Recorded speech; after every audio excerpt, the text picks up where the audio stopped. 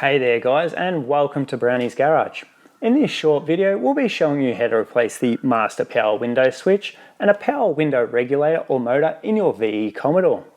Now if you're looking for more general details on how to diagnose these issues, or you just enjoy our usual dumb jokes on this channel, then head down to the description below where I'll have a link to the main video on this. Let's get started by removing that master power window switch in your center console. Removal of this is pretty simple. There's just 6 clips holding this in, which I'll try and show you once I've removed it. So all we're going to do is work from the back with a couple of trim removal tools, pry it up and work our way forward. It'll take a decent amount of force, so be careful not to apply too much force to the thinner bits like here and the corners at the back.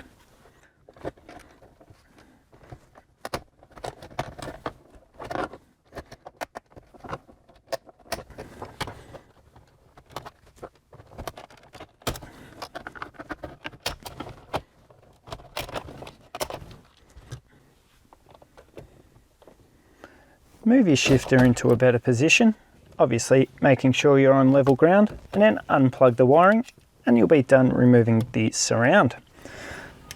That switch will normally come away with that surround as well, but it hasn't in this one, so again, just lift it up and remove the wiring. And there we go, your switch is out. And if we have a look here you can see where those 6 clips are, 3 on each side. Pretty simple. Then it's a pretty simple reversal to put your new one back in. So take your new power window switch there, it just clips into your surround, pop that in, then you can put your wiring back on and evenly place this back down and the job will be done. Pretty simple. Moving on to that power window motor now, you'll need to get this door trim off. I've already gone ahead and started, so you'll have a little plastic cover in here that you just pop off with a flathead screwdriver. There's then a T25 Torx bit screw behind that, and the rest are all Phillips head screws. So you'll have 2 at the front here, 3 along the bottom, and 1 tucked in right in your door handle there, or your armrest. It's a real pain to get to, it's in under there. Then it's only held in by clips, so work your way from the bottom up. They'll be quite firm. See if you can work your way around and get those off. The top ones in particular will be quite firm if we can get them. Hang on. Door handle maybe.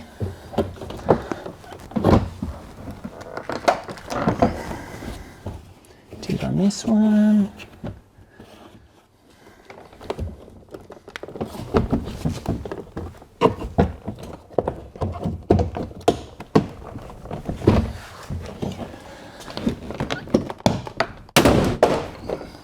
Oh, well, there you go. Quite firm, like I said. We haven't damaged anything, so bit of luck there. But yeah, as you see, this hasn't been off before, so they are really firm. Now the last thing we'll have, if you come around here, is those cables for your door handle. Pop those out, and then the little metal ends should be able to slide out of there.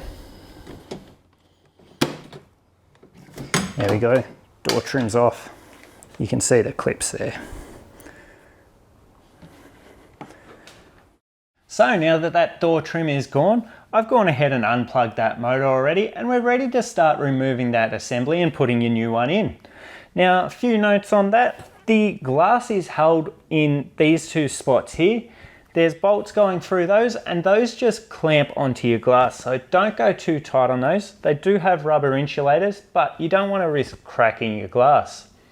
On that, make sure when you're loosening these off and you're moving the old assembly out, that you don't just drop that glass inside your door or have it moving about and scratching that tint. So ideally, you'll get someone else to help hold that up, or you may be able to get away with some soft timber inside the door or somewhere here, propping that up. So those 2 bolts can be accessed through holes in the door here and here when your window is in the fully up position. Then the assemblies, you should be able to see on your new unit where they bolt in. So there's 3 on this side, 1, 2, 3 on the door there, and 2 on this side, 1 and 2. As well as that, one small clip here, I believe it is, holding the cables out the way, and your power wire. Other than that, it should be able to come out, not fairly easily. It'll probably be a pain to maneuver out, but it's all doable. So I think that covers it all. I'll get to doing that now, and I'll come back and let you know how we go.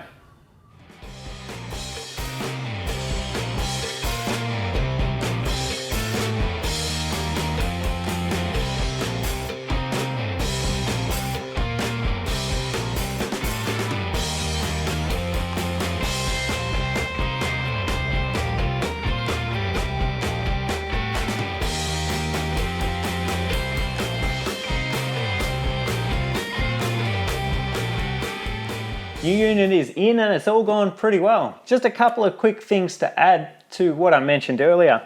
These two mounting tabs actually hang over the edge there and lock on. So it's quite handy. It means that the window won't drop until you're ready. You can unbolt all of this and your clamps. Then you have to push up each side to get them over that tab and down. That's where your helper will come in handy to hold that glass up. Really important to have that. I don't think I could have done it without someone holding that. And the only other little thing, this clip here on my new unit wouldn't fit. It's just to hold the cable, so I've pinched it off the other one. Simple enough. Ready to put that door trim back on? That's pretty simple, but before we do that, let's make sure we test this. Moment of truth.